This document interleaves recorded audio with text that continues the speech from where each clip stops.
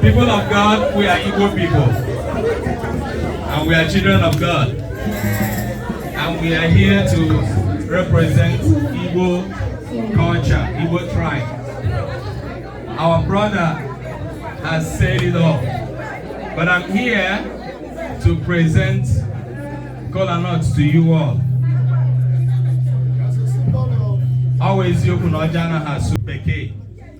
I want to introduce kola nut and then I will do the necessary ritual. First of all, kola nut is not just an Igbo thing.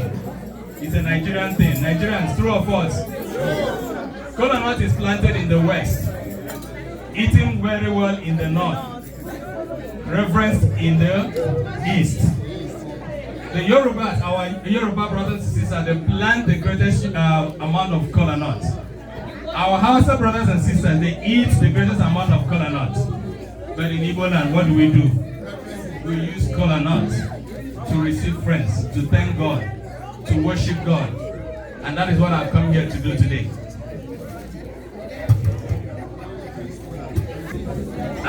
Before I go ahead, I want to recognize the presence of Very Reverend Father Benjamin Onwumeno, a Catholic priest at the Sacred Heart Catholic Church. Father Ndewo, Iberwele, welcome. Ekekerowa, Leoji, Aogi Kere Nkwo, Ke Afo, Ke Ori, Ke Pwanne Hawo Eke. Anyị bịara n'ụbọchị taa, ụbọchị ụka, were ọjị sị gị bịa gọziere anyị ọjị n'ihi ndị Igbo sị onye wetara ọjị wetara gịnị? Wetere ndụ. He that brings color brings what? Life. Anyị na-arịọ gị sị gị bịa gọziere anyị ọjị a. Mee ka ihe niile ndị Igbo na-achụ n'abụkọ Kino Mexico ka ọ gara ha nke ọma. Ndị Igbo niile nọ na ala bekee, America. Ya gachibwara ha o. Ise. Ali Igbo makwara anyị mma o. Ise. Onye na-arụ ụlọ ya lụkwa n'udo. Ise. Ndị Igbo si egbe bere ugo bere nke esi ebe bere mkpashia ya ọwụnụ mkpụrụ. Anyị na-asị gị bịa were n'ọjị taa ka ụmụ gị takwanụ ka ọ dị anyị mma n'ahụ. Amen. Anyị na-ewere ọjị ya na-asị ogologo ndụ nye ndị Covenant House niile. Nye ndị Covenant House niile. Dịka ha ga-ata ọjị ka ha tata ndụ na ahụ isi ike. Ndị Igbo kwota wee. Igbo kwenu. Kwesịrị. Nwanyị bịa were ọjị. The woman that brings the color. Alright.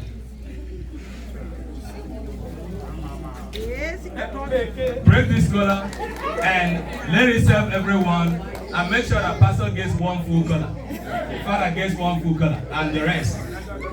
I also want to recognize the presence of our Reverend Afam Mkwaka, an Anglican priest. Reverend Keleno Munda. Keleni Jehovah n'ihi na ọ dị mma.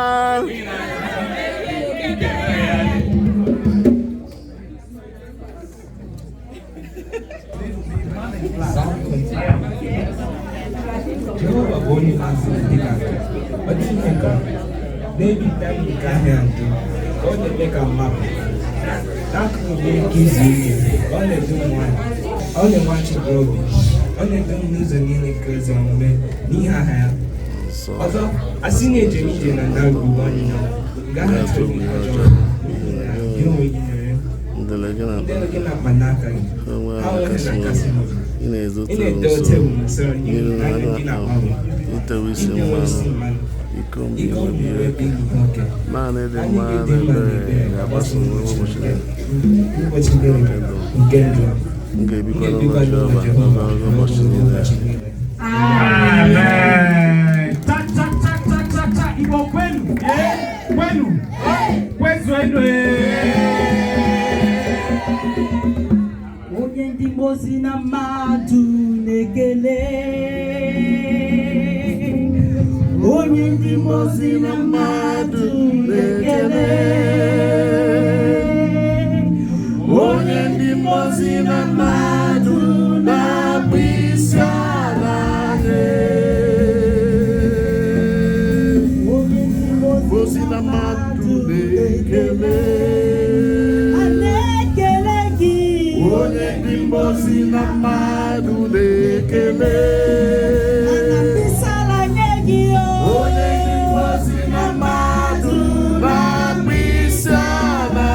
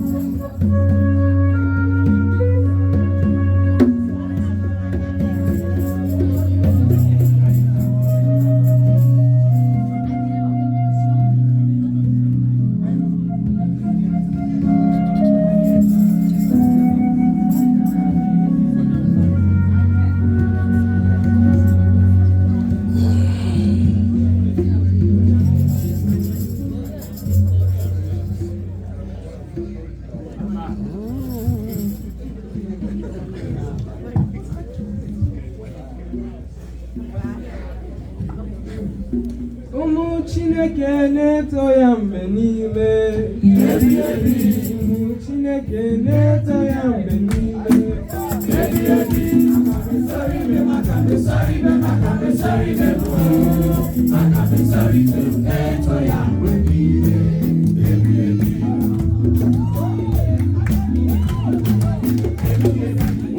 Chineke tobe ya mgbe niile o ụmụ Chineke na-eto ya mgbe niile aga m esoro ibe m aga m esoro ibe m aga m esoro ibe m aga m esoro ibe m na-eto ya mgbe niile